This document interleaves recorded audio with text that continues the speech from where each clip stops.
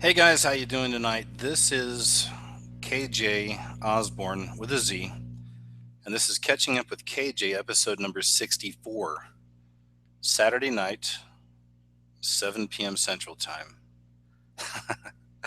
And we're back. Hey, thanks for being here. We already have a great crew showing up here, and see the chat's already moving along real nice. So thanks, as always, for listening in live. There's a lot of things we're going to talk about tonight. Um, and later tonight, I've got a special guest. I will not say who just yet, but a special guest indeed. So we'll get into that a little later. But until then, there's a lot to discuss. Before I get into the things I'm going to chat with you guys about, let me jump over here to the chat room and say hi, guys. Wow, look at that, man. The chat is moving. Hey, guys. Oh, there's a guy called Frank Black in there. Hey, what's up, Frank Black?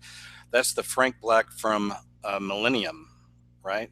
It wasn't Millennial, it was Millennium, the TV show, which Chris Carter made. And he made The X Files, which is one of my favorite series of all times. and but Millennium was really good. Frank Black was a main character. There's another Frank Black I'm a huge fan of. He used to go by the name Black Francis, but it's the lead singer of a band called the Pixies. Love the Pixies. Love Frank Black. He even had a band for a while called Frank Black and the Catholics, I think it was. And he may have an even newer band now, but I've listened to most of his stuff throughout the years. I know I'm rambling, but bear with me on this. There's really no point to make other than I liked both Frank Blacks. The TV show is pretty interesting. Um, had to do with kind of end of the world type themes, X Files ish type things as well. There was one episode, to me, it's a classic. I think you can probably still find it somewhere online. I just don't know what the name of it was. It was based off of the way I saw it. It was based off of C.S. Lewis's Screwtape Letters, and Screwtape Letters is about an older demon mentoring a younger demon on how to make humanity fall. It's a really interesting book. And this episode of Millennium had four demons that were sitting around in either a bar or a coffee place or something, and they were telling stories to each other about how they've destroyed lives. It was pretty interesting. So anyway, there's that. I know I'm rambling. Hey, Frank Black. Yeah, he answered back. Yep. Yeah, man, for sure. That was a great series. Really interesting stuff. Somebody said it was total fear porn or prawn, which is how the kids say porn these days. Another word the kids like is cuck. I've got a new video coming out. I think I'm going to call it the cuckening. Anyway, we'll get into the cuck and what the cuckening is and all that here soon. I play a lot of video games online as well. Not a lot, actually. There's a few, but I play those quite a bit in my downtime in between videos and whatnot, just to kill the time.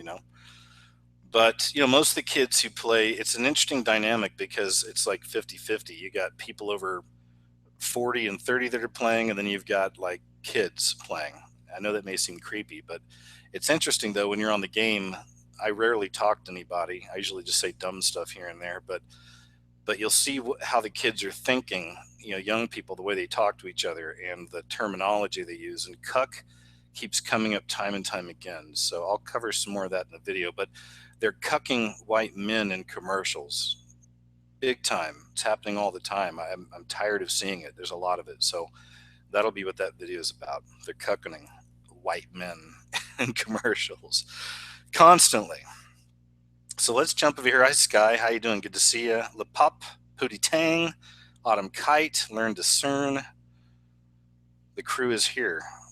Murphy, how you doing? K Small, good to see you. Timothy Castleberry is in the house. It's nice to see Timothy again. Been a while. Relevant Truth is here. Good to see you, Relevant Truth. I've been meaning to make you a mod, but I'm still operating on Google Chrome and not signed in. I have to get my sign in info again, and I'll get that done. Teresa Skinner, how you doing? Anti-NWO, nice to see you. Toby Free or Tobe Free, hi. Vic Rattlehead, good to see you, man. Glad you like the Pixies as well. I met Kim Dill at a Breeders concert years ago. It was in Oklahoma City, or actually it was in Norman, Oklahoma. And we waited outside till the show was over, and she came out and signed our licenses, which was kind of cool. Signed the back, and she even put a check mark over being an organ donor on my license, which was a big deal. Kim Dill was a bassist for the Pixies, went on with her sister Kelly Dill, and they made the Breeders. So Kim Dill's really cool. Again, I know I'm rambling. Wave of Mutilation, exactly, Pootie Tang. Angela's here. Good to see you. Mary, what's up? Yeah, Chris Putman. A lot of people are mentioning him. Luann Nash, how are you? I need to look more into him because he passed away recently, and apparently he had a really strong fan base. And a lot of you who like him are people I've known for a long time here on YouTube, and I tend to trust. So I'll have to check that out sometime. Twitwit's here. Hi, Twitwit. Good to see you. Let's jump on down a little bit further here, and then we're just going to start chatting a little bit, okay? Yeah, I know. Cuck is a really horrible word, and I'm getting tired of it too. But like I said, I see it all over the place, and it's interesting. You know, both Kim and Kelly Dill. Cool, man. I hope they're doing good. I know there was some stuff there for a while with drugs. It was like a big deal, kind of messing them up for a while. Somebody mentioned OKC. Interesting, not long ago, me and some people I care about actually went down to the Oklahoma City Memorial, and I was really interested to find they have major occult symbolism down there. I haven't seen anyone cover this. Maybe I'll go down sometime out there and I'll film this and make a video on it. At the end of the memorial, at least where I was at, there is, of course, a reflecting pool, and on both ends of the reflecting pool are huge black cubes. They call these keyholes, and they say this has to do with time. So now we're dealing with Saturn again. We're dealing with more occult symbolism right there. The black cubes, of course, Saturn, back to Saturn. The reflecting pool as above, so below. So these occultists are everywhere, and it connects to a lot of the ideas that the OKC bombing was also an occult ritual, much like 9/11. I think it's interesting stuff. I'll have to go check it out sometime. I see Liam X Mill is here. Nice to see you, Liam, as always. So let me go ahead and jump on over here, and I'm going to take a look at a few things. I recently did a video where I had to do a little bit of research on Peter Pan, on the origins of Peter Pan. And I didn't go deep into it in the video. I just kind of covered what I needed to.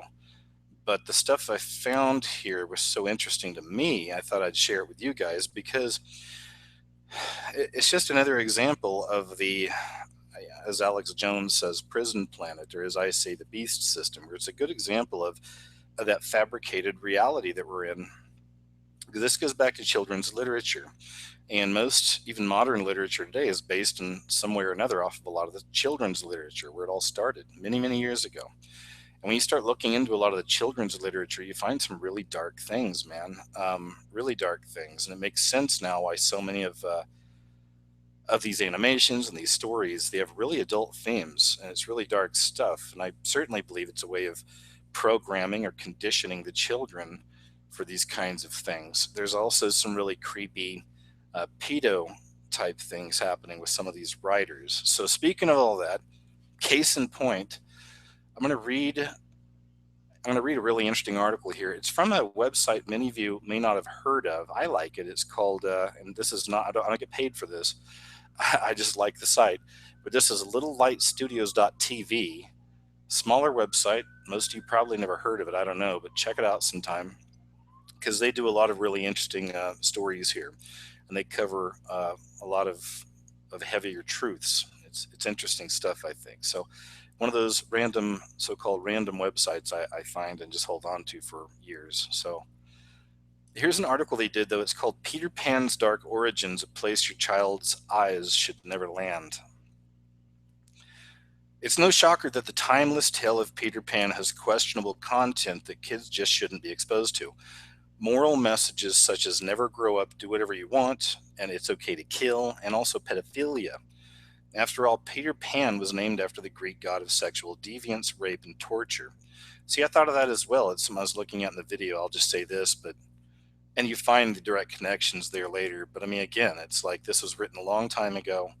And what was he really just talking about, Peter, like a frying pan that you cook something in, or Pan, the ancient, god with a little g, which how Pan looks is how a lot of throughout the years, how a lot of people have drawn their ideas of what the devil actually looks like as well. So just another representation of that entity, But let's continue.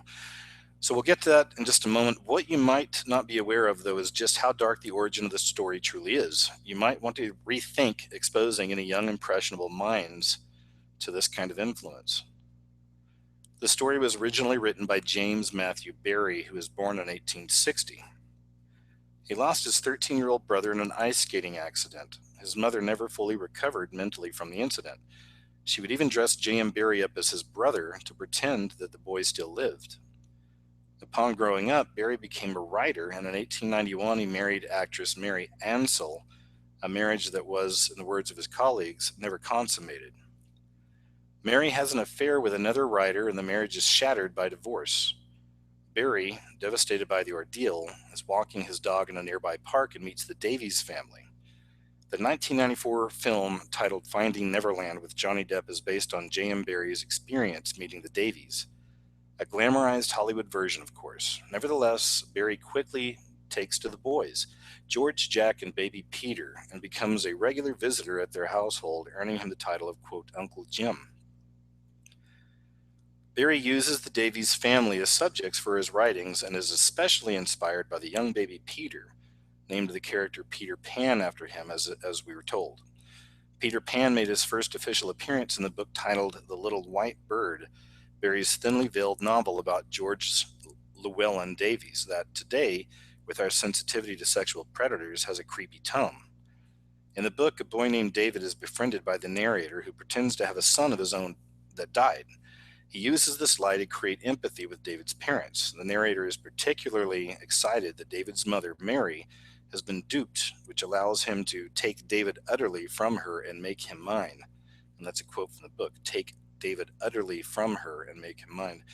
Within the novel, the narrator invents a story about a magical boy named Peter Pan who never grows old and who lives in Kensington Gardens.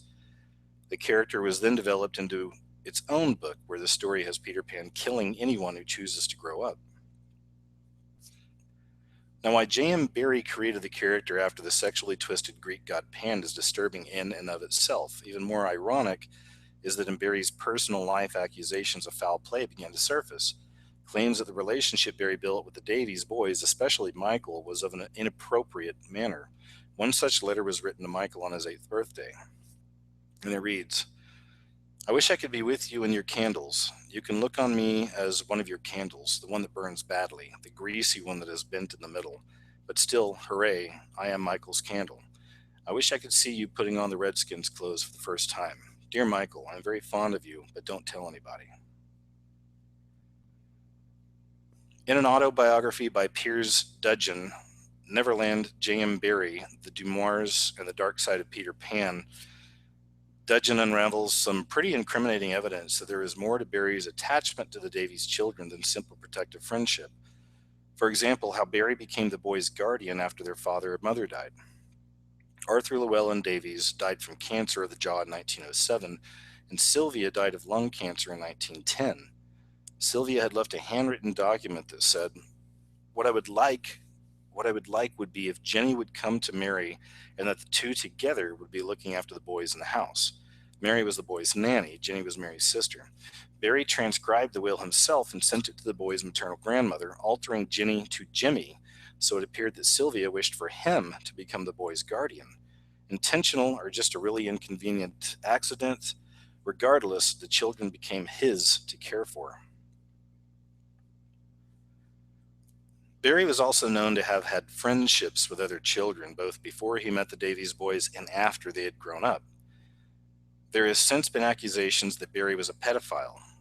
One source for the speculation is due to a scene in the novel, The Little White Bird, in which the protagonist, who resembles Barrie, by the way, helps a small boy undress for bed, and at the boy's request, they sleep in the same bed. Barrie suffered bereavements with the boys, losing the two to whom he was closest in their early 20s. George was killed in action in 1915 in World War I.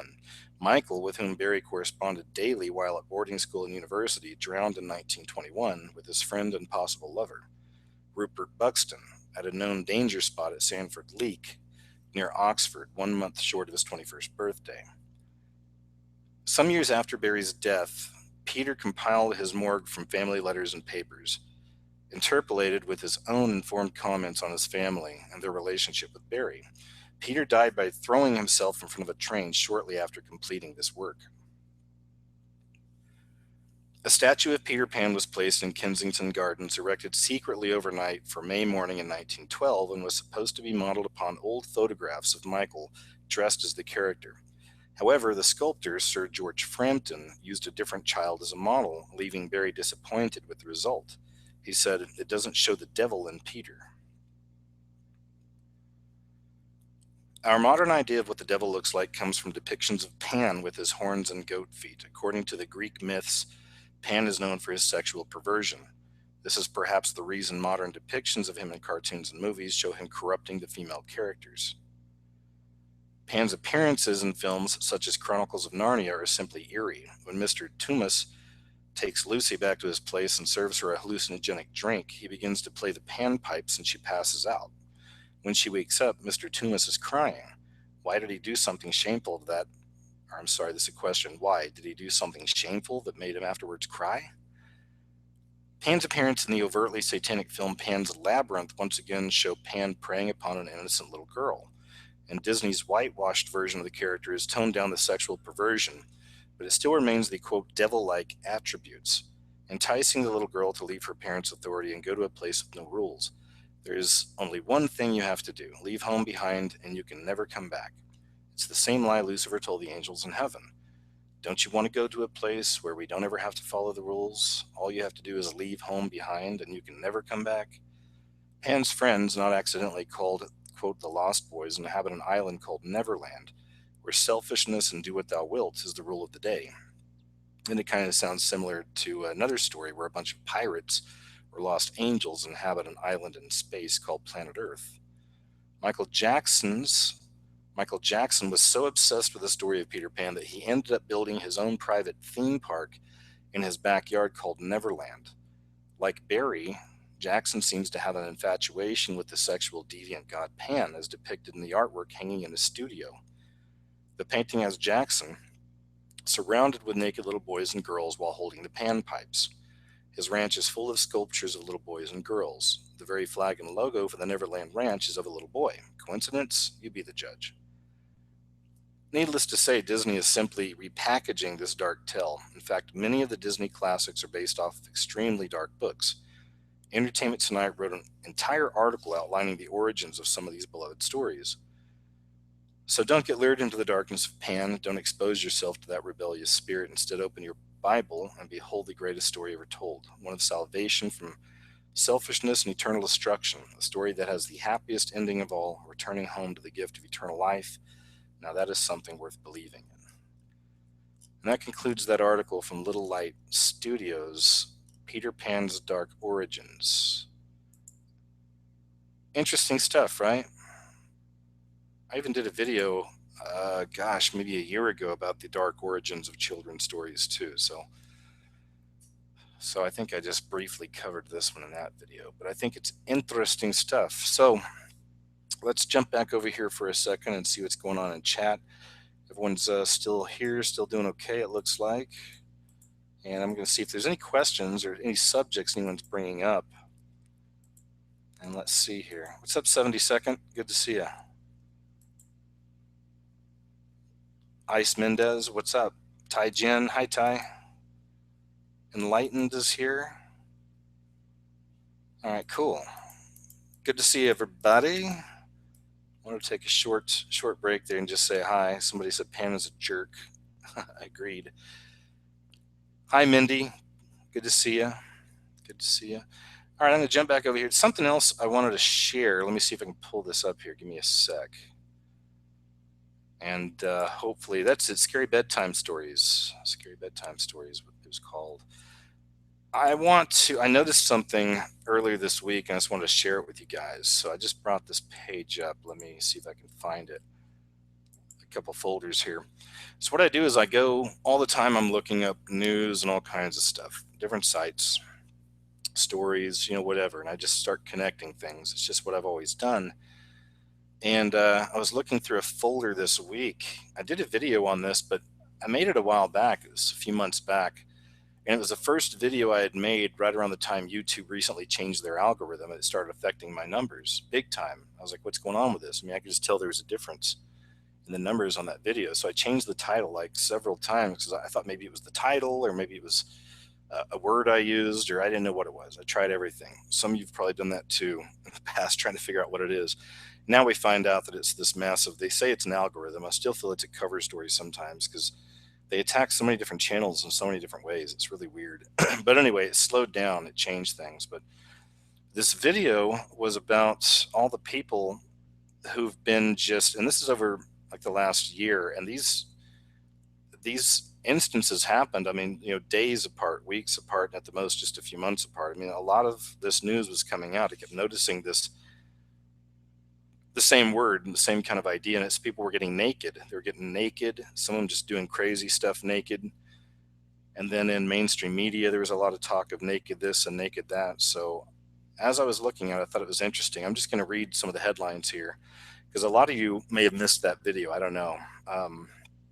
Some of you may have seen it, but just in case, let me find these because here we go. There's so many of them. Okay, I found the folder. Let me pop this open here. See what you guys think. I'm just going to go through and read the headlines, and it's just crazy. You start reading it and you realize how much this is happening. You got to wonder what's going on. Let me take a quick drink here. Hey, welcome once again to the show, guys. It's Catching Up with KJ, episode number 64. I'm KJ. And we're chatting. We're chilling and chatting. If you have any questions or anything you want to talk about, feel free to throw it in the chat. I'll try to catch up to that in a second. Still have a special guest. I got a special guest I'm going to bring on tonight. I got a special guest I'm going to bring on here in a while. Until then, check this out, these headlines. Murder suspect tried to flee Detroit crime scene naked. Now remember, these all came out within days and weeks and just at the most a few months apart. And so much I did a video on how often this stuff was happening. Naked man arrested at Dallas Park after backflip off of squad car, beating officer badly. Florida man caught driving around naked with a strange device on his penis. Police shoot and kill deranged bat-wielding woman in the Bronx, and she was naked at the time. Todd Marinovich charged with drug crimes after police find him naked in a stranger's backyard. Naked man on the Susquehanna River, sex tape, naked peeper, offbeat crime. Minister who ejected naked men from home acquitted of hate crime. Naked man takes a bath, steals tomatoes from a residential backyard near the junction. Fireman arrested for running naked on Saitama Street in Japan.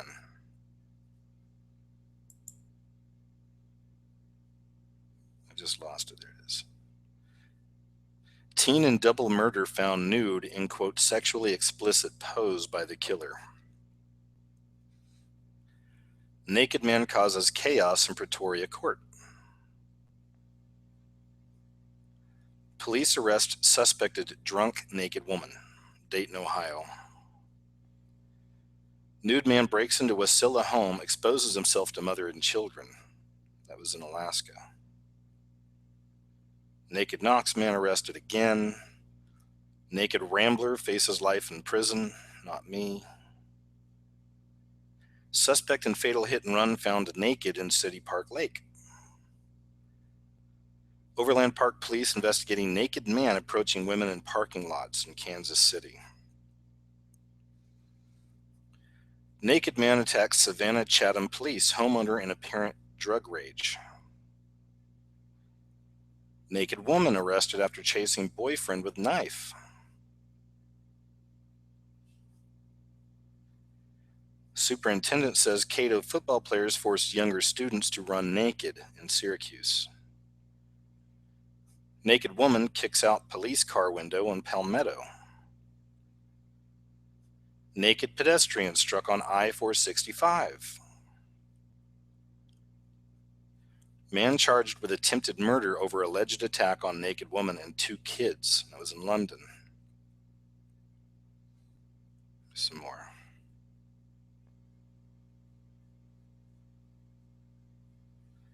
Naked man at UMHB accused of assaulting police. Naked man arrested after grabbing, harassing bystanders. California man flees crime scene naked and covered in blood. Bench warrant issued for Clearfield man caught naked on his neighbor's porch. Police find naked man vandalizing Sikh temple in Spokane Valley. Police arrest a naked robber in southern China. Witnesses tackle naked man suspected of using bath salts. It's always bath salts, they say. Of course, they're not going to say demonic possession, but it's always bath salts, which can still be the key that unlocks. But Palo Alto police arrest naked man, 18, after crime spree. Naked man walks into girl's locker room at South San Francisco High School. Naked man shot with stun gun dies in North Carolina. Sacramento police arrest naked man in honey oil probe. That sounds weird. Sounds uncomfortable. Probes. Naked woman dances on top of car causing traffic jam before driver brutally yanks her down by her ankles. Naked woman trashes clothing store. Partially nude female clown charged with chasing cars. Woman wakes up half naked in stranger's car with no memory. Blood test pending in naked woman's wrong way crash on I-75. Woman strips down naked after police car chase. Sheriff's office says naked woman jumps on car, shouts obscenities, trashes a store, and then she says she wants to, quote, save the world. Young naked woman arrested after throwing piece of concrete at Long Beach police car. Woman leaves tanning salon naked and just strolls down the street to her car. Half-naked Texas couple found passed out in running car with 2 daughters in the back. Crazy naked Korean woman on rampage strips, jumps on car. Drunk naked woman accused of sex acts outside of Pennsylvania Wawa, which is like a 7-Eleven. It's like a convenience store. Police, naked woman crashes car after high-speed chase. Then there's just a few more little celebrity bits. Around this time, Chris Brown came home. The singer Chris Brown comes home to find random naked woman in his bed. Naked woman chases a car like she has some sort of zombie rage virus. After a car accident, woman strips naked and climbs on top of an 18-wheeler. Naked man allegedly on PCP attacks a woman in car in North Philadelphia. Naked woman stops traffic to masturbate in front of a car. Woman crashes head-on into taxi, emerges naked from wrecked car. Police say a pantless, drunk Farmingham woman dragged from burning Camaro. Naked woman steals cars, leads officers on chase. Police taser naked woman seen in Liverpool city center armed with a knife, damaging cars with it. Police called after naked woman on Amtrak train refuses to put clothes back on. And man found naked after wreck dies after being tasered in North Carolina. And I think that's about it for that. It always reminds me of the scripture in the Bible where Jesus meets the man possessed by demons. And the description of people who are demonically possessed in the Bible. And there's so many stories out there now. It's like similar, people acting like animals, getting naked. It's always the getting naked, growling, acting like animals, superhuman strength. They still say it's just drugs. Drugs did this, and I've proven that's wrong in a lot of my videos. I've shown you guys where that's the narrative, but then they come out later and realize these people weren't on drugs at all, right? It's possession. In a lot of ways, it's mass possession, but not every single case, but a lot of them. Anyway, I wanted to share that with you. It's crazy, isn't it? I mean, so many, right? So many stories like that. Let's jump over here to the chat for a sec and say hi. Hi guys, how we doing? How you doing? Having a good night? What's up, Jennifer Messenger? Said she says, let's see what Jennifer Messenger said. She's got a message here. Jennifer Messenger 2.0 says, I have been threatened by a satanic child trafficker, Kenneth Pogson. I do not lie, he's aka Cat Daddy, K-A-T Daddy, owner of Voodoo Donut, Portland, Oregon. Well, that's heavy, really, Jennifer? Weird. Like, what was the threat? You know? All right, so I'm going to scroll down here. Hi, Storm Chasing Gal. Thanks for asking. Shoulder's better. I went back to the doctor again this past week. I don't have to go back for 3 more months. I still can't lift any weights or anything, but it's doing better. It's a little crunchy sometimes when I raise it up too high to grab something or whatever, and it's also still numb all around that area. What's up, Games Exposed? Hey, ODD. Good to see you too as well. Cool, man. Let's see. Yeah, Marty McFly. I'm looking forward to Stranger Things too as well. What's up, Cheshire? All right, guys. So, hey, I think here's what I'm going to do. I'm going to go ahead and invite my special guest on now. Wait, let's see here. Epic Zed. What's up, Epic? Said, did you know WikiLeaks is owned by Rothschild? Yes, I've seen that around. I need to look at that for myself. I've seen other people saying that. Jennifer Messenger says, y'all help me spread the word on these demons. What's up, Jadester? Hey, thank you. I appreciate it. Enlightened Skeptic.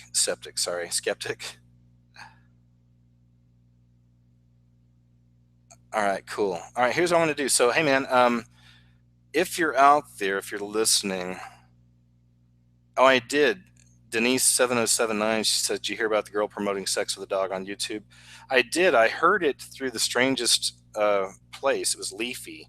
I subbed to some of those really huge YouTubers. I used to not, but I have lately, just because sometimes you find stories they cover like that. It's like, oh, okay, I hadn't really heard of that. But he talked about that recently too. Yeah, there's I don't know what her channel name is, but and she's an attractive young girl, blonde girl, blue eyes, a pretty girl. But apparently she's having sex with all these different kinds of dogs, and she explains which ones are the effers and the effers and the lickers. So it's kind of gross. I think that my bud just joined me. Let me take a look here. Hey, Casey, you there? Hey, my friend, how are you? I'm great, man. Thanks for jumping in. You came in at a great time. We were just talking about women having sex with dogs, so this is a good segue over into. Now, hey, man, for those of you watching and listening, Casey has been one of my longest running friends here on YouTube.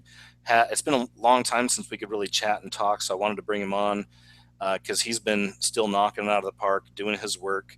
Also doing really cool shows. I think you still do a show with Dabu too, don't you? Yeah, we do the Friday night Underground World News with Dabu.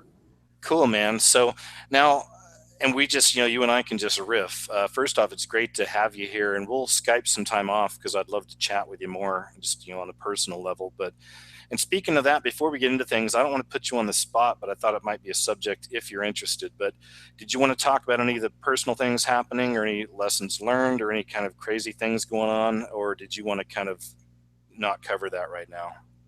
Yeah, I mean, this is a crazy life we've been dealt, right? All of us have this hand that we're dealt, and we have to decide how we're going to live this life, and there's different roads people take.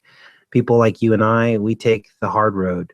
We basically fight against the current, against the grain, and with that comes a cost, comes a price. And a lot of people don't even think that the work that we do is legitimate, and they try to pull us back into the beast system. But I think this is the most important work that there is out there, because if people like us can't stand up for the truth to expose the evil in this world, then who's going to do it? Yeah, that's a good point. And I've noticed something as well. I've done several shows over the last few months where we'll have guests on, the people who are listening, people in chat. It's great, and you learn so much from the folks out there that most of them don't even do videos or anything. They have things they want to talk about. But a lot of people that follow Christ A lot of people, we say Christian, but we know that Christianity is a pagan kind of a thing at this point. However, we still call ourselves Christians. We follow Christ. We love God, but a lot of God's kids are under major attack, man. I mean, like in personal levels as well, I've noticed. You've been seeing that outside of your own experience, even with other people, I mean, as well. Yeah, and it's like a spirit about people. I wouldn't say like with all the research that I've done over the past 5 years being on YouTube. In the beginning, I thought that some of these celebrities knew exactly what was going on, and they were worshiping the devil in back rooms. And now I've come to understand that it's more like the principalities in the spirit of them. And when people are under the influence of, bath salts, pills, heavy drug use, they become tools for Satan, basically. He inhabits their body in a pseudo demonic kind of way. And then basically they're in the flow of the stream of the current of this reality. And they are basically like crabs in a pot, trying to pull everyone down in it with them, down the drain, so to speak. And you have to be very careful when you're folks like you and myself, people that come to this channel, because you could have a goal and you could have something positive you want to do in this life, and you can try to stand up for your values.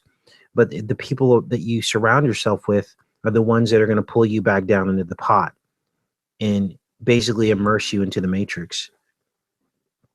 Man, that's so true. And that's like, I mean, I'd left. I lived in Costa Rica. I came back not long ago, and I had to kind of reframe the way I was viewing even some personal relationships and things like that, because I feel so not a part of this beast system anyway, and I know you do too. A lot of others out there as well, because we see this, we know what's going on, and I felt I was going to live in the jungle the rest of my life, and God had other plans. So when I came back, it was like I hadn't made any of these people in my life enemies or anything at all, because I love my family and love my friends, but I had just kind of, you get out there alone like that, and things change, and you start kind of like insulating yourself from the rest of the world. And that's what was happening with me.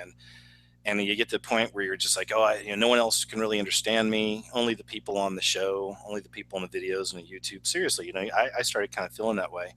It's my fam, in a lot of ways. But coming back, I've had to learn just more patience and more understanding. And it's been a real good lesson for me, because there are people in our lives that really love us, man. I mean, this, they really love us. And even though they don't get this stuff or whatever, it's fine. You can still meet them in the middle and just share the love you have for each other, especially if they know Christ as well. If they're connected with our Father and all this, it makes it a lot easier, no matter how dogmatic they might be or we might be. But so it's been an experience, but still, I'm not into like having tons of friends around and big crowds of people. I mean, I just want a select few I can really trust, and I've had to learn to kind of even let other people in a little bit. And you with me on that? It's tough. We take a gamble sometimes, I mean, Yeah, and there has to be a certain point where we begin to bridge the gap.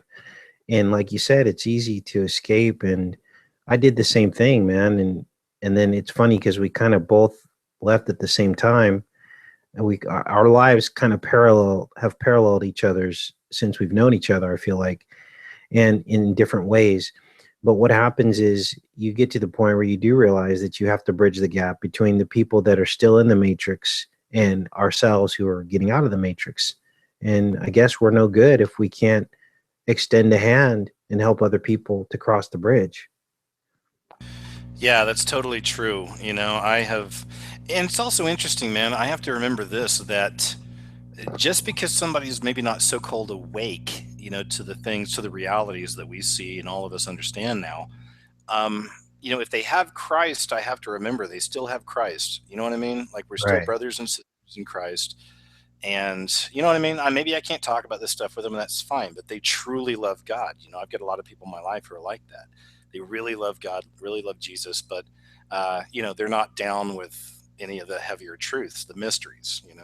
Yeah, and the Bible does say that along with wisdom and knowledge comes many sorrows, understanding and knowing the truth. And because it's so painful, the truth, and in some ways ignorance is bliss. But Man, so true. Yeah, but it's like you and I both know you once you wake up, you can't really go back to sleep, even if you try, because you just see through everything.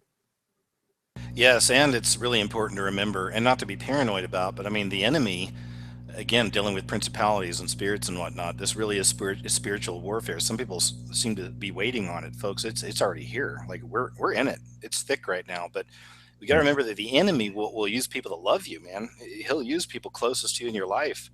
That's why, in a lot of ways, I think it's good to, instead of having tons of friends and acquaintances, just have maybe a select few you really know and trust. You know? Yeah, I recently in my life kind of got pulled back into the beast system to a certain degree on certain levels. I won't go into too much detail, but it snuck up on me and I wasn't expecting it. And this is why I was so angry at myself for allowing that to happen. And it's no one's fault, really. People have good intentions, but then what happens is they might not be awake as they think they are. And this is what I'm saying to people that are in any kind of relationship, friendship, whatever the case may be. Be careful because these people can pull you into going completely against your core values. And once you do that, it's very hard to kind of dig out of it.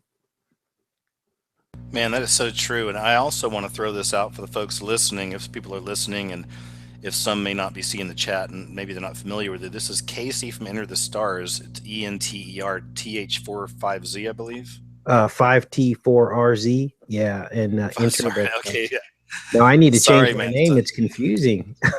I know, man. It's okay though, but it's also so different that maybe it helps. Who knows? But Yeah. I'll say, just for the folks listening, he's got a great YouTube channel. We're going to get into some of the things he's researching in a bit too. So just buckle up. Casey's got a mind really unlike anybody else on YouTube. And you're like, I put you in a category. There's a few people I have in the select category I've been friends with and listened to for so many years. And you're right up there just because you're unique, you're original, and that's what I love. You know what I mean? And you keep it interesting. It's like, if we can't be fancy, if we can't have awesome special effects and music, I mean, at least keep it interesting. I always think to myself, if I can't do all this other stuff, keep it interesting, keep them entertained, most importantly, educate them. But so what are some subjects, anything on your mind just off the top that you kind of want to get into, that you've been looking into lately, you'd like to discuss? Yeah, I was listening in on the show when you first went live and you were talking about Pan. And that's a subject that we've been covering a lot on my channel with regards to this whole Pizzagate thing. And we were running the hashtag Pan Pizzagate. And basically, I believe that the end game with these pedophiles in Washington, D.C., and at the top is basically they want to be adults that identify as being a child. They want this to be a sexual preference. And you see this like with the James Alefantis types, they're operating a ping pong pizza shop and they're hanging around with kids all the time. And this is going to become a sexual preference. And then what's going to happen is they're going to want to fall under the laws of two children having sex together, which is not illegal. If you have a 14 and a 12-year-old kid who happen to have sex, no one says anything about it. And so that's what these pedophiles want. They want to basically say, I'm an adult, but I identify as a child. So therefore, I can have sex with children. And I believe this is where all this is headed, and which links right into your Peter Pan analysis, which I think was very good.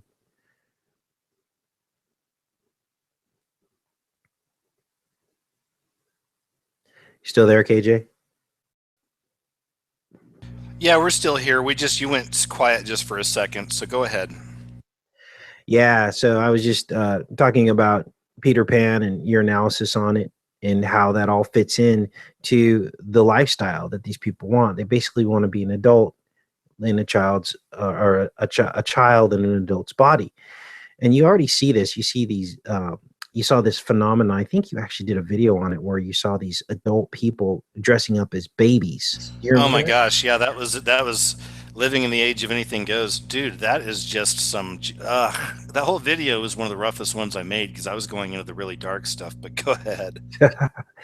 Yeah. So that's the end game. And eventually, they're started with the transsexualism That was the first one that they were able to kind of push through.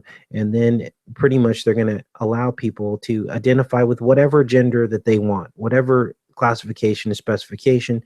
And then the laws will follow. And then that's going to be it. And this is going to be a time in history where we all need to just buckle up, stay close to God, talk to your kids, tell them that this is not normal. Don't even put it on the table as an option for them. And this is the problem that I have with all of this, is that this kind of thinking is infiltrated our educational system, and it's presenting an option for these young minds that have no idea. I remember when I was in grade school and just recently saw a video of Demi Moore kissing a 13-year-old boy. Yep. Did you I see saw that? I saw that one, man. It was on the set of some soap opera they were on, but that was just cringe. I don't know if you folks ever saw that, but you can look it up. Demi Moore kisses boy or something. But go ahead, Casey. Yeah, but we were both 13-year-old boys at one time in our life. And if a Demi, that was the 13-year-old boy fantasy. But the problem with it is that it desensitizes all of us to the behavior. And if the behavior is acceptable for her, then they're going to say it's acceptable for a man to do it to a little girl, or a man to do it to a young boy. You see? And so that's why this is so dangerous. And I can't believe she didn't get thrown in prison for that. I mean, they've got it on the videotape. I mean, if that was a Yeah, guy, yeah. go ahead. Sorry, man. Yeah, you're right. If that was a guy, it would be a whole other story. Yeah, and there's literally no difference between the two actions, but this is the reality we live in. Everything's opposites, everything's backwards, and good is called bad and bad is called good. Yeah, isn't it? It's crazy too how just over the last few months I've noticed, because I always watch these patterns with news and whatnot, but it's crazy how many stories are coming out now about pedophilia, pedophile rings busted, and um, it's being pushed more. So I think we're literally seeing revelation of the method at play. And a lot of people had thought that that's what Pizzagate was. It was, oh, don't fall for it. It's all BS or whatever. And there was that idea going out.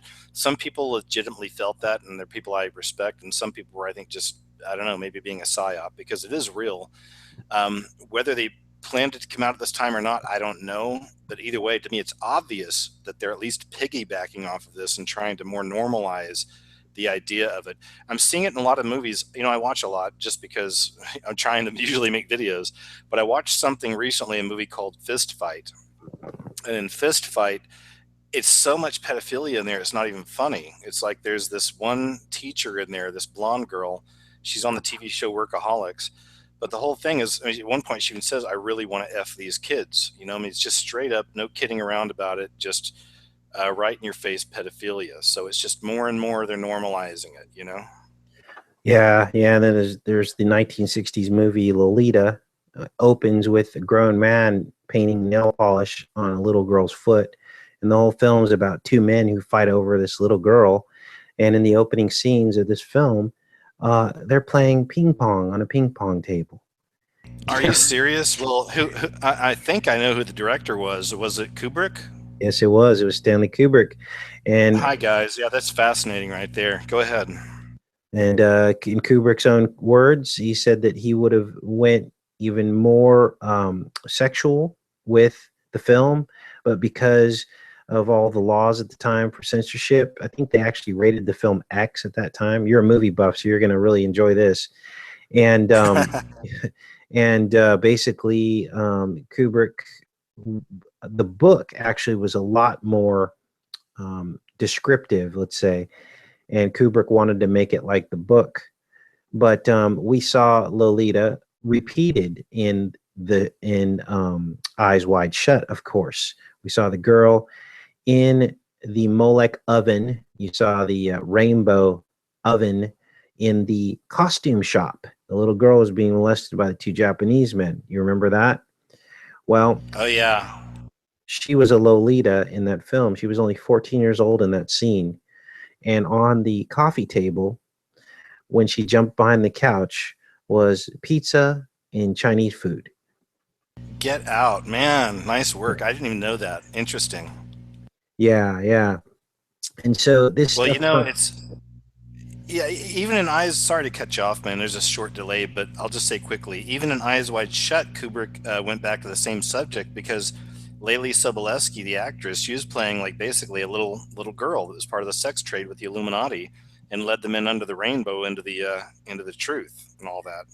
Right. And that rainbow looks so much like a Molek pizza oven. And then the guy's name, the father of Lila Sobeski, his name was Milik. So um all he did was change the O in the name Milik to Molek. So it should be Molek, right? Wow. Yeah, so there's all this stuff, and then of course the prostitute's name in that film was called Domino. Okay, and it's all about the pizza and ping pong. I mean, the stuff Dang. permeates everywhere. What a lot of people don't know is that the masks that were worn in Eyes Wide Shut, the technical name for them is called a domino. That's what the masks are called, and it's from ancient Venetian culture. And so there's lots of stuff with that film that many people missed. I mean, I was shocked. I'm like, I'm not that smart of a guy, but I do pay attention to detail. And you start to see these things, and then you feel the censorship because a finding like that no one else has found should be super viral. You know, like everybody who is a fan of Eyes Wide Shut should be watching videos like that. And so you begin to understand the platform that we're on. I know you've been through a tough time with censorship on your channel, and I'm kind of experiencing the same thing right now. Yeah, yours is kind of on a whole new level. I mean, it's so weird to see the way that YouTube does this stuff because I've mentioned this in a show way back. It's been a while since they did it, but some of my videos go hundreds of thousands, millions of views, and I appreciate the people for passing them around like that. But some of those, there's two I can tell you for sure, overnight got 500 thumbs down from foreign countries, and that's some weird stuff. And then Yeah. with yours, they're just demonetizing practically anything they get their hands on, right? Yeah, and then they're going through and unsubscribing subscribers, like literally, like hundreds and thousands of my subscribers have told me that they have to continually resubscribe to my channel, and I'm like, I can't help you. You know, I've gone to the higher ups to see what's going on, and there's they just ignore that it happens, but it happens. Are you having that problem too? Yeah, yeah, big time, man. I mean, I've seen my numbers and all that drop heavily over the last probably 4 months or so, but it's strange because, I monetize my videos and some of them, the numbers will be real low, but then the analytics on the money side shows that it'd be like in the hundreds of thousands as far as views. It's really weird, man. So, Yeah. um, but yeah, they've been tinkering with mine and, a lot of us for quite a while now. It's just strange. Yeah, so we power through it, we fight through it, and luckily we're here for the right reasons. Otherwise, we would have packed up our bags a long time ago, right? But we just want to be treated fairly. We want to be treated like the mainstream media. If they get certain, abilities and they can walk through doors, we want to be able to walk through those same doors, and we should be treated just like them. I mean, this has become like kind of like our occupation, and I believe it's a noble work. Like what you got to choose a path in life. Do you want to work for the man? Do you want to? I mean, we all have to take the serpent money. We live in an economy where we all need money to survive, and what matters at the end of the day is how you get that money. Are you going working for someone else to make them richer? Are you selling a pharmaceutical that's poisoning people? Are you, what kind of work do you do? And this is our work. This is what we do, and I'm proud of it. And I'm tired of hiding behind it and being apologetic about it because this is a hard road. I mean, look at all the stuff you have to deal with. Look at all the stuff I have to deal with. It would be so much easier for us to just go back to the beast system and make a lot more money doing the jobs we used to do. Oh yeah, yeah, absolutely. I mean, I've thought about stuff like that. The only job at this point I would take is cleaning. Like my dad for years ran a cleaning business, and I've done it off and on my whole life. So you can put music on your headset and just work and just make cash. And to me, that's the way to go. I feel you though, man. I don't want to ever get back into a big office or cubicles or any of that other kind of stuff, just because I just can't do it. And I know there's a lot of people listening that have to do that and they're doing it. We do what we got to do. And, if you have Christ, of course, Holy Spirit's still with you and you can make it through and maybe you're meant to be there. Maybe you're making a difference in someone's life or people's lives, who knows? But just for me and for some of us, I think you get to a point you're just done with it. I don't ever want to go back, so I Yeah. feel you on that. But yeah, it's a crazy life on YouTube. It certainly has changed over the years. I mean, the trollage is just on a whole other level and everything else. And then you get YouTube heroes out there, and um, who knows? And I seriously just pray about it all the time. I'm just grateful I have a channel that I can express myself. I'm sure you're the same way. A Yeah. place you can try to show people things and teach people things. I mean, I'm just grateful for that. And every day the channel's still up. I'm just, man, thanks, Father. Thank you. Please protect it, watch over it, help me, to reach people and, use me as you will, and I imagine it's probably about the same for you. Yeah, yeah, exactly. It is a blessing. Switching gears here a little bit, I this occult stuff goes deep and it goes way back in history. And I made a discovery while decoding these toys, the Slinky and the Yo-Yo. I was going to ask you about Slinky. I saw that title. I didn't watch that one yet. Please tell us. Wow, this is unbelievable. I don't know. One of my subscribers asked me to decode the Slinky, and then that led to decoding the Yo-Yo. But what I found with the Slinky is when you wrap the Slinky around and you connect the two ends, you get the torus field. And what is the one thing that they always would show on the commercials with the Slinky at the top of the stairs? I can't remember, but I remember, and this is for people who might not know, but the Slinky is a toy, kind of like a Rubik's Cube thing. I mean, not the same thing, but in that same vein as far as popularity. And it's just basically a coil that you can push, like Casey was saying, downstairs, and it'll kind of wrap over itself and walk down the stairs. But I don't remember. Go ahead and tell us, man. Yeah, so they'd stick this Slinky at the top of the stairs, and then it would go end over end down each step all the way down to the bottom of the stairs. And when I began to contemplate all of the features of this Slinky, then like the truth opened up. I saw that the Slinky was really the serpent, and wrapping end over end is Jacob's ladder, or the narrow gate. And also, when you connect the ends together and it forms this torus field, that becomes the magnetic field that surrounds the earth, but also the magnetic field that forms like all of us, this is like our prison. It's also the eyes of Molech. When you look at a magnetic field, it becomes the eyes of an owl, which is the star spin in the night sky at the equator. You see these stars going up vertically and then wrapping around at the north and south pole stars. And this is basically the fabric of our universe. This is the shape through which all living things manifest. You look at a tree, it's got branches and roots. It is manifesting within the magnetic field, almost like pouring cake batter into a bundt cake, and then you get the shape of the cake. You also see the magnetic field that all humans have. It's called the core, and it comes out through the top of your head and down through the bottom of your feet, forming this magnetic field. And I was like, whoa, all of that in a Slinky. I love it, man. This is one of the reasons I love you so much, man. That's interesting, and I know that you're onto something because I saw one of your last videos where you're talking about them just randomly, it seems, demonetizing your videos, and they demonetized your Slinky video. I'm like, really, guys? And then, I mean, what's the purpose there? What's the reason? And there were several thousand views on the video at the time. I believe it probably got demonetized, and I think they slow it down as well. I've always said, man, that I think, and I'm not just saying this, I feel this way, but I've always felt that you have more subs than what they show us. You have more views than what they show us. I've always felt that with you, man. I mean, I think you do great stuff. Very interesting observations. Yet, I don't know. It just feels there's a heavy censorship over there. I mean, how are you feeling on that? Yeah, I mean, that's absolutely the truth. I started in 2012. I haven't been around quite as long as you have, but you were one of the first channels I subscribed to when I started my YouTube channel. Thanks, And man. gosh, man, we've been friends probably since 2013, like a year after my channel. That's how humble you are. You were already, noticing me, and when I only had like 4 or 5,000 subs, and I'll never forget that, because that means a Thanks, lot. man. That shows Yeah, you're a thank real you. deal.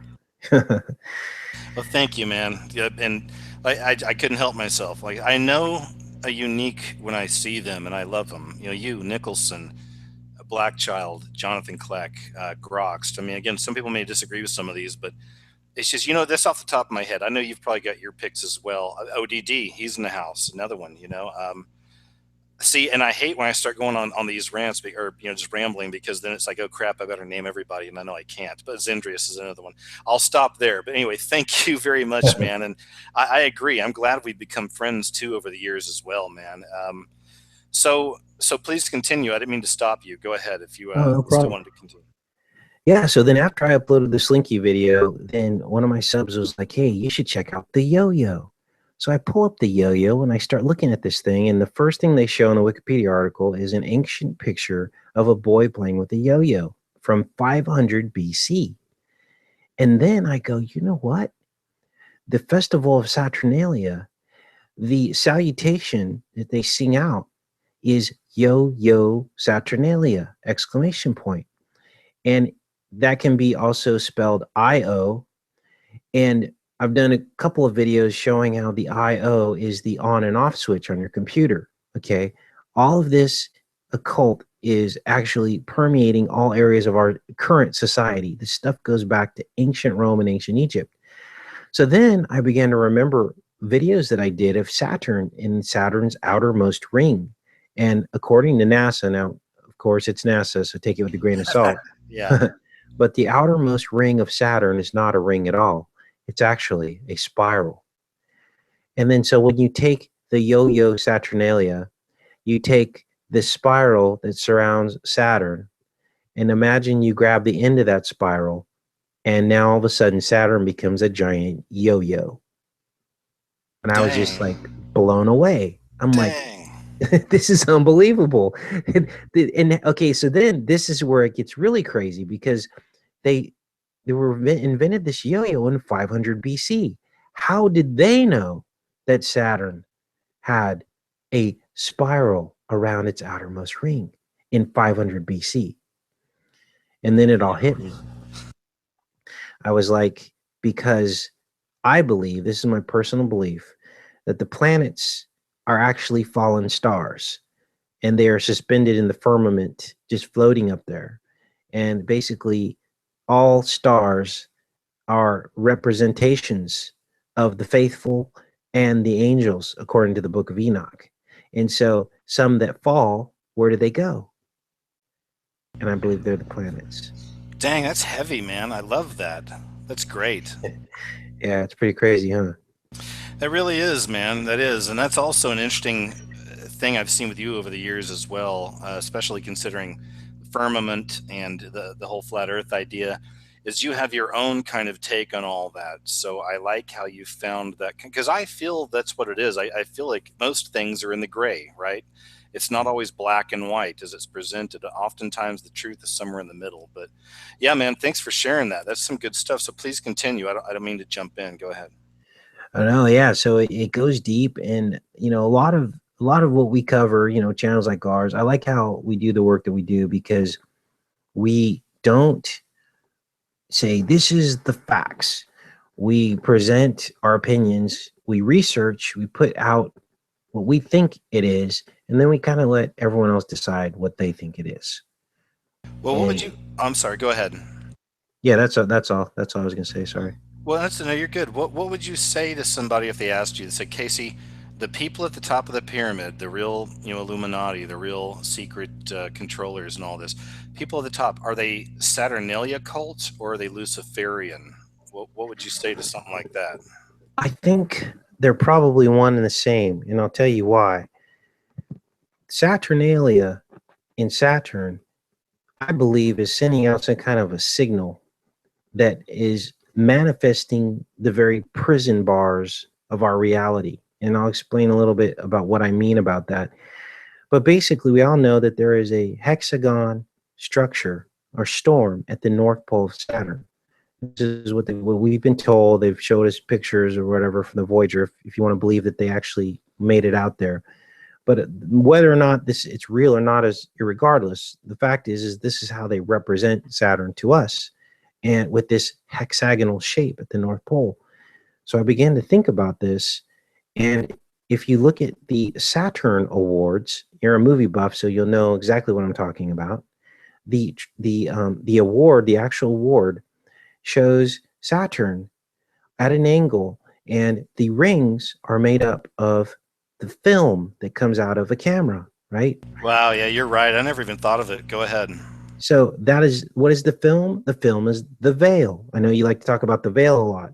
So that is what film is. It creates a reality for us that is not real. It also shows us the future.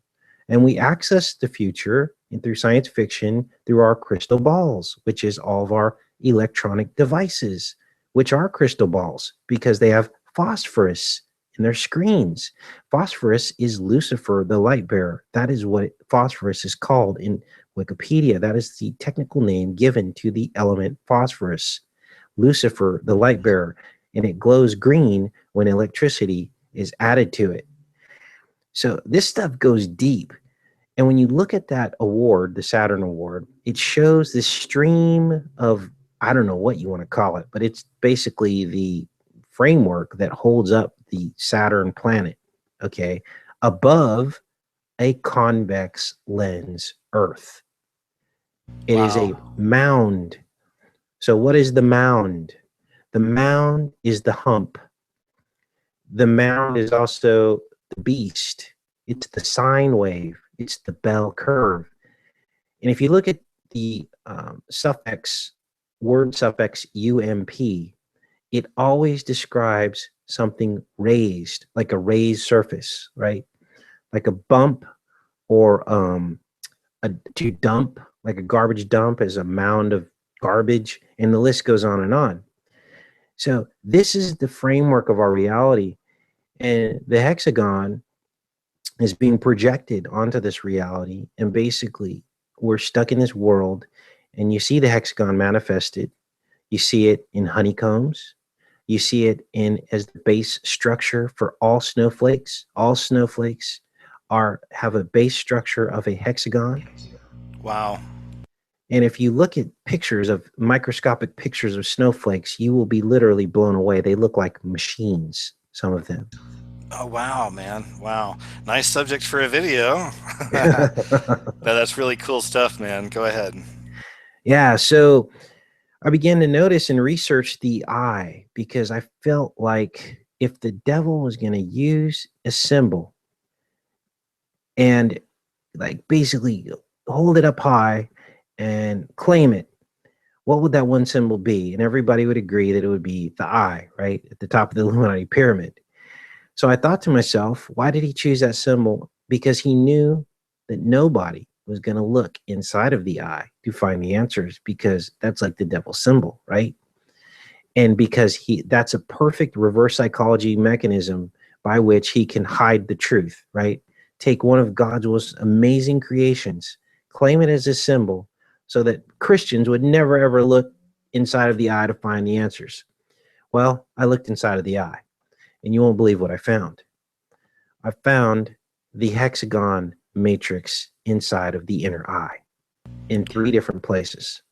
Wow, that is really interesting. That connects to the idea that these are basically uh, devilish flesh suits we're in, if you will. Yes, we are not living in the true glory of our original creation, the way God made us. We are basically bastardized, counterfeited versions, almost like, in Star Wars, they have the light and dark side. And as soon as they start going dark side, their whole body changes. Their eyes get dark and they're morphed and grotesque and all that. Yeah, it's interesting. It's like the whole upside down paradigm. Jonathan actually talks a lot about this. I've covered some of this stuff as well in the color coding, the red and the blue, or the angel on one shoulder, the devil on the other. I mean, you're right. That whole idea has been put on us so much, for so long. And even talking about the Saturn Awards, it reminds me of Comic Con. Many people know what Comic Con is. And when I lived in Los Angeles, my best friends were comic book geeks. So I went to a couple Comic Cons myself many years ago. And, it's just a worship of pop culture, basically sci fi, horror, pop culture stuff. I wasn't exactly awake at the time when I was doing this. But looking back after I did wake up, I realized that Comic Con is the all seeing eye. I mean, it's like right there in front of your face. It was one of the first, many years ago after I woke up, first big things I saw that I was really surprised. Like, wow, oh my gosh, there it is, and I'm sure I've put it in videos since then. But But it just goes to show you that consciousness is there, especially behind the idea of the comic book culture. There's a book you guys can look up. I think it's called Our Gods Wore Spandex or something like that. Yeah, it's interesting. And I've covered that book and given it credit in a few videos. I'll probably do a bigger one some other time. But it's fascinating read. I've talked about the return of the gods and all that in some of my videos and how it's represented. And that's one of the ways is through comic book culture. So, of course, we're going to find the all-seeing eye of the beast system there, but Yeah. And, there's probably some Christians out there. I'm going to say more fundamental, traditional Christians out there listening to the show. And I just want to reassure them and also let them know that not everything that you've learned in church has already been discovered about God. God is bigger than any church. And just because it doesn't come out of a pastor's mouth doesn't mean it's bad or evil or it's something new that cannot be discovered. And this is the kind of work you and I do. Like, we don't just read the Bible at face value and just take it for how it was interpreted by a religious, group who is basically seeking to consolidate power into families and bloodlines, which is exactly what religion is, by the way. And I also encourage Christians that are listening to understand that there is a verse in the Bible that says in the last days, knowledge will increase. There will be more understanding. And isn't that in Daniel? I think, yeah, it may be. I'm not sure. Okay, go ahead. Sorry. But basically, there is an avenue and an allowance for this knowledge to increase. Now, the question is, where is the knowledge going to come from? And if you think it's going to come down through, these religious paradigms, you might be mistaken. And so I just encourage people to keep opening their eyes and reading this stuff and connecting the dots. Allow the Holy Spirit to flow through you so that you can see the real meaning behind the words of God. God is so much bigger than the way they depict him in religious paradigms. As this, I say that they basically depict God as like a third grader. It's like these stories are so basic, and God's way bigger than that. Yeah, and they recycle the stories over and over and over again and never get into the mysteries or the deeper things. And since I came home, I went to the church I was raised in with my parents a while back, and I saw one of our longtime preachers there. And now he forgot, but many years ago, many years ago, I'm talking like 7 years ago or so, a long time ago, I told him about the Bohemian Grove and some of the things I was learning. It's back when I ran my website, Rig Reality, and like he never called me back the next day. It's one of those things, like I didn't see him again. I was just visiting in town.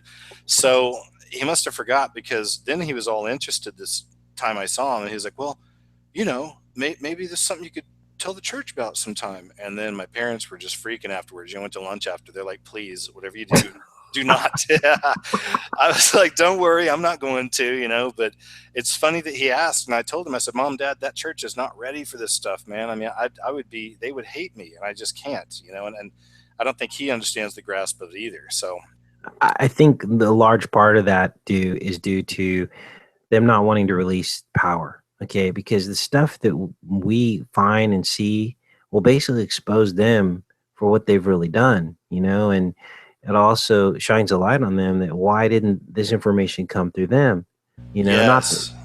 And so their whole life, their jobs, the school, their educational system, the tithing, all of that could go away, and they're threatened by it. They literally are.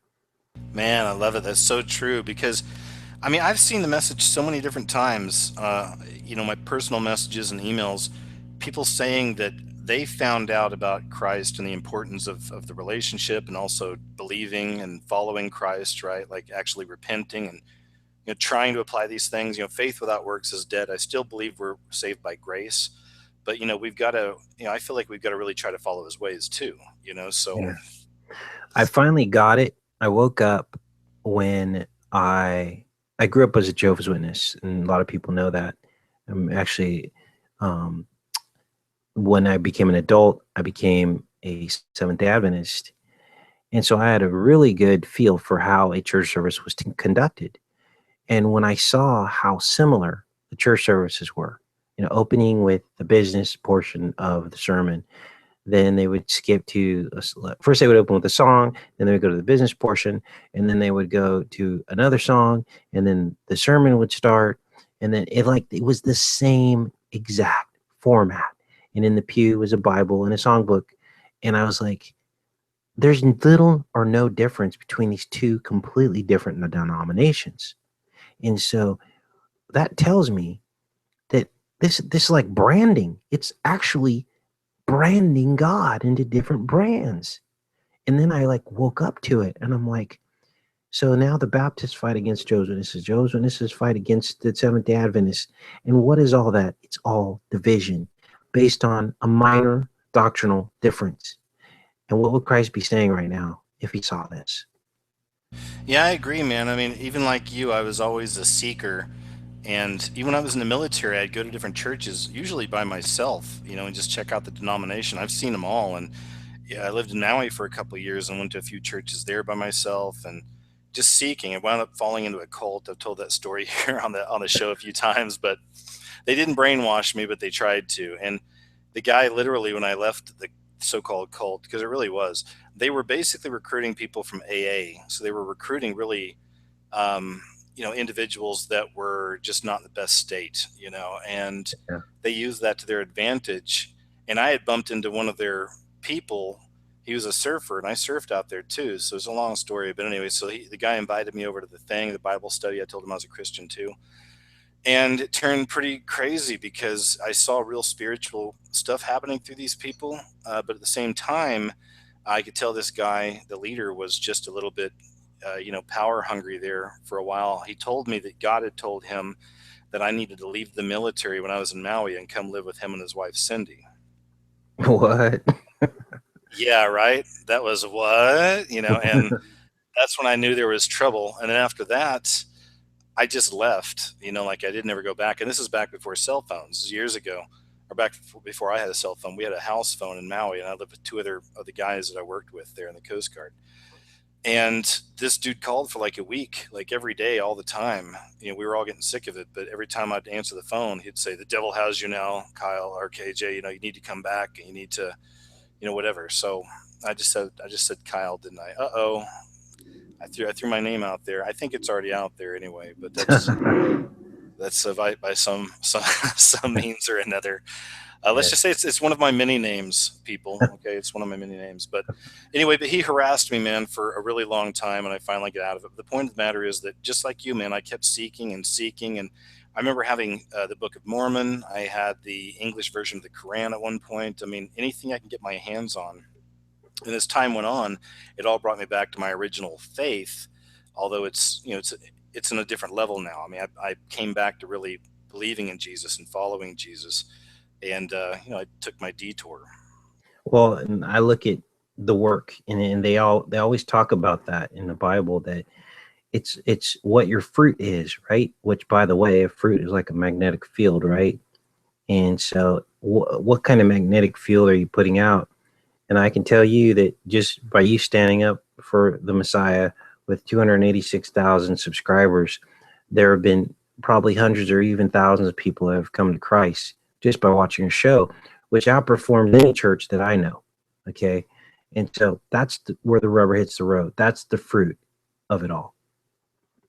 Thanks, man. I appreciate it, and likewise, I mean, it's so awesome to be a part of, and I believe all of us are. It's a part of a bigger community of people that are just awake, and not just awake to the truth of the world, but awake to Christ. That really is the key. Jesus is the key, and I wanted to try something a little bit different here as well. If you want to do this with me, I imagine you probably have the chat opened up on your end. I don't know if you're watching it or not. Yes. Yes. So, hey guys, if you want, and Casey, if you're down, let's see if they have any questions for us in general. And I'll start with one. I saw somebody write earlier because I'd like to hear your ideas on like modern kind of pop type things, right? Cool. What do you think about Milo Yiannopoulos? What are your thoughts? Good guy, bad guy? I don't know who that is. Who is that? Oh, you don't? Okay. He's he does a thing called, this is what he calls it's called the Dangerous Faggot Tour, and he's a homosexual male. He was the editor for Breitbart. He might still be, but he's known for going out and really kind of inflaming a lot of the SJWs. He's very right leaning.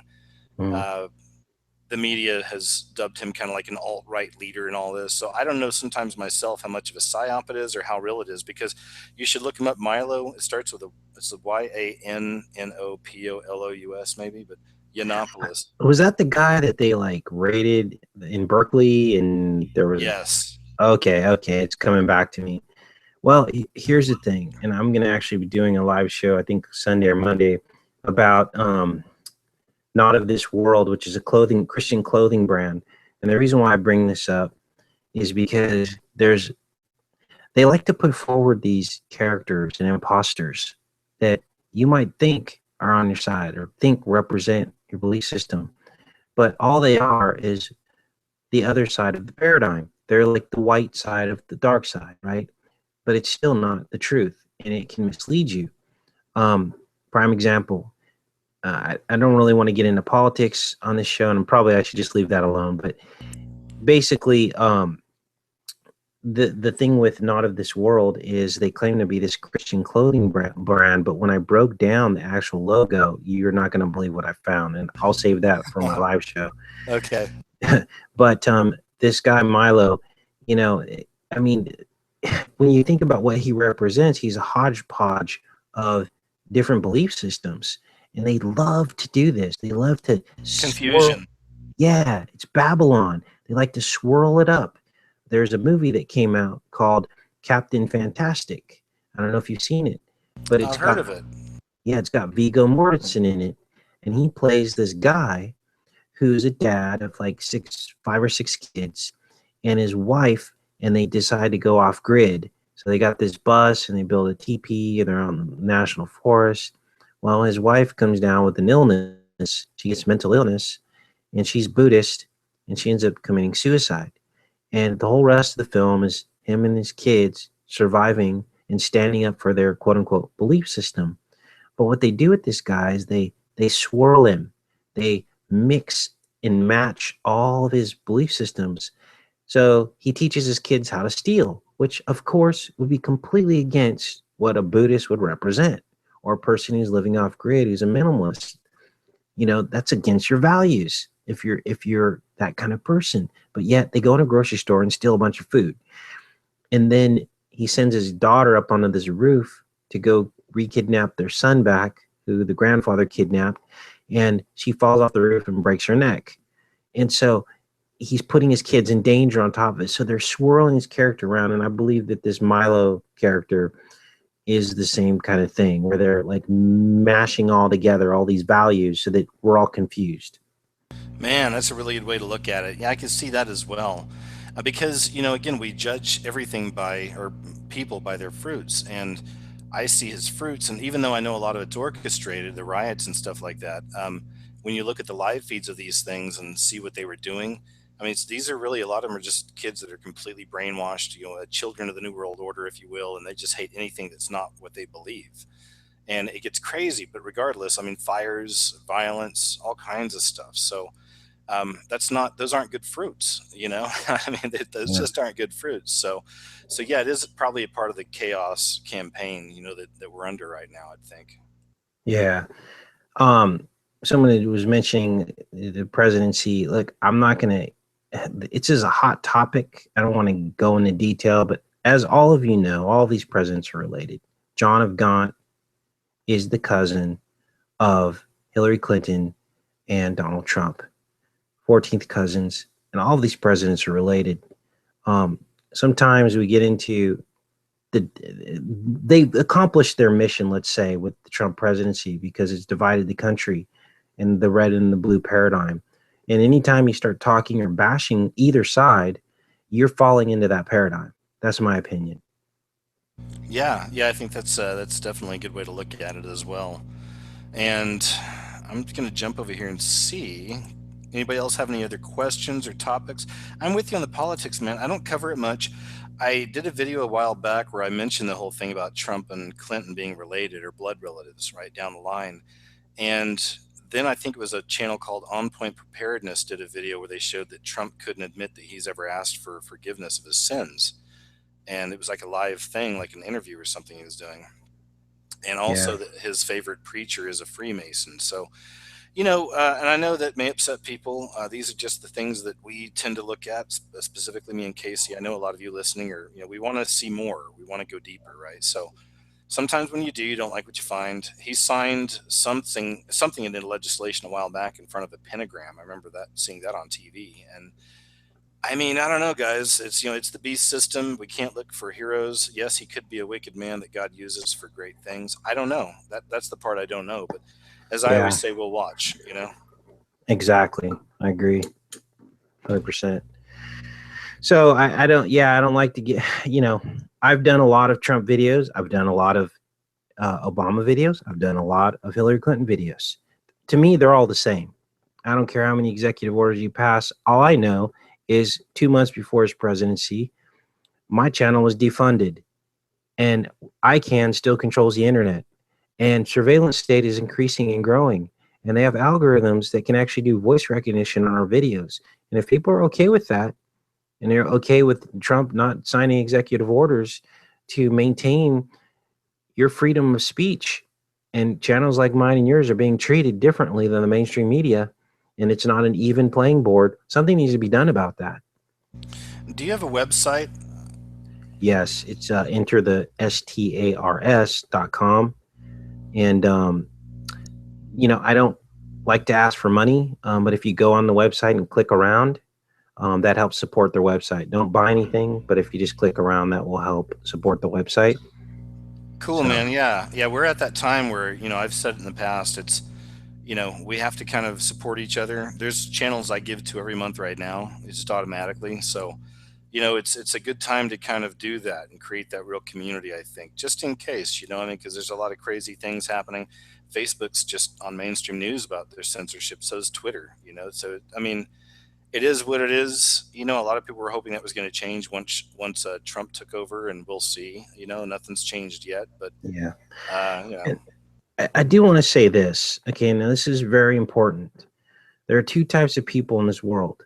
There are content creators and there are content watchers. Okay, not everyone can create content.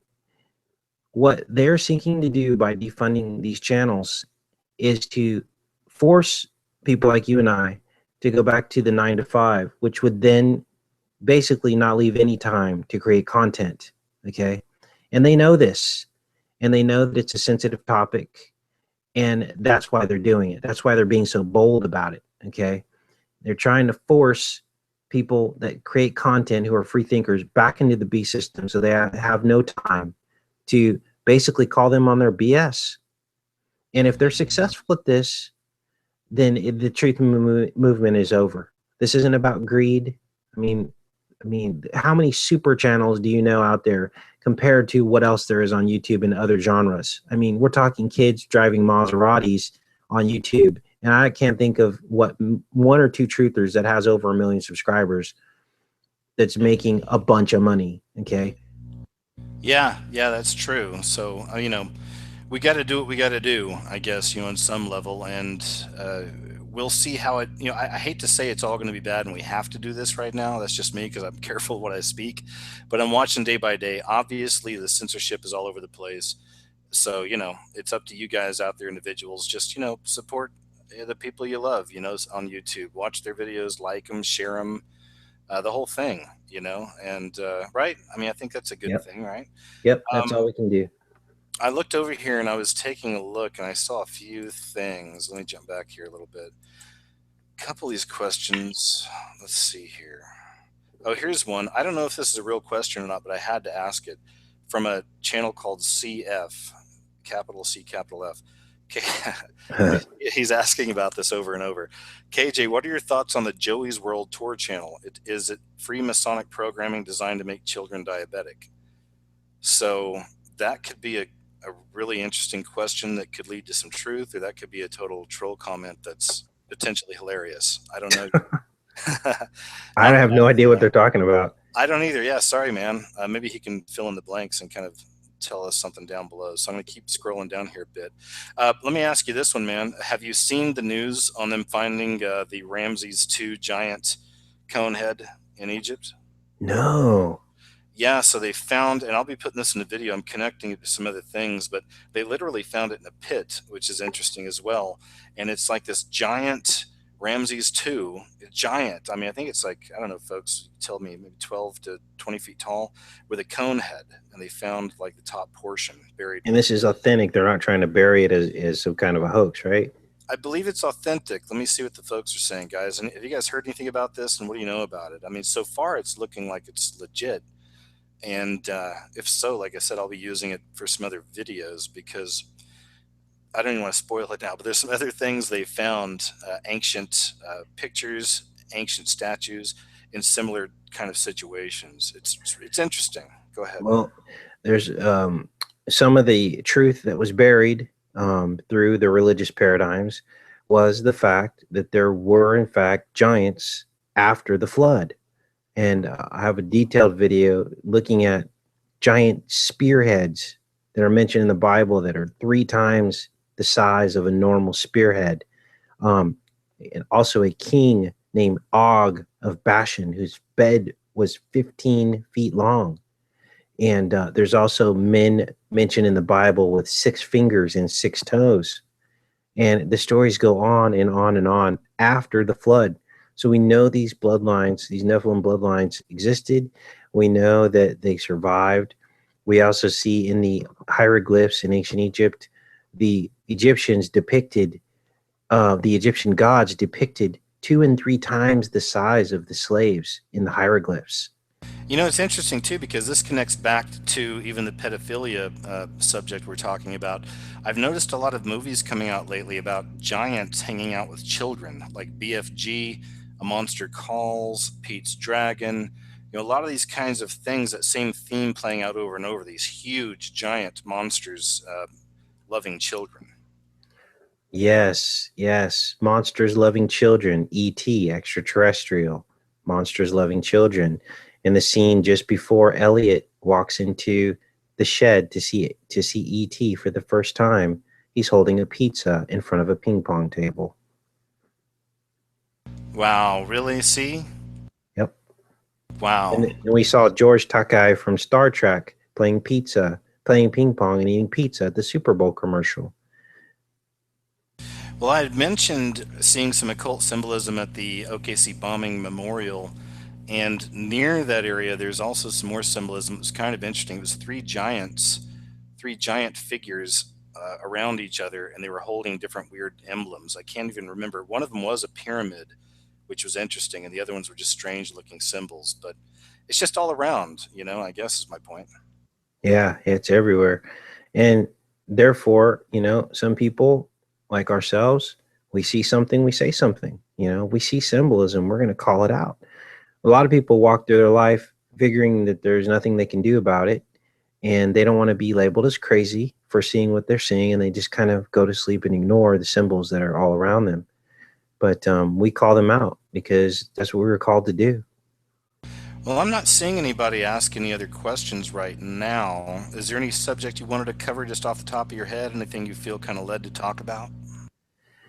No, I think we covered a lot of points, man. I I appreciate think you so. having me on the show and everything. Great. Yeah. No, man, it was great. I'm glad you came on. Let's seriously make it a point this week to Skype some time and just chat, one on one, okay? Yeah, yeah, that sounds like a great idea, my friend. I'm gonna go Cool. ahead and pop off of here and let you finish up your show. Much love to everybody. Please subscribe to the channel. Thanks, Casey. Take care, man. All right, man. Much love. Good night. Okay, see ya. All right, guys, I'm going to jump back over here to the chat now just for a bit and just say hi and bye here real quick. Like somebody asked for email, the scariest movie ever at gmail.com. Cool. And thanks, K Small. She put up a link to Casey's channel, Enter the Stars. So check him out sometime. And thanks everybody for being out here. Yeah, somebody, Jules, what's up, Jules Believer, said new Beauty and a Beast. Yep, that's a good point as well. Pandora, how you doing? Sorry you showed up late. Tina, how you doing? Bridget, nice to see you. Great crew tonight, man. Thanks again, guys. Timothy, as always, nice to see you, sir.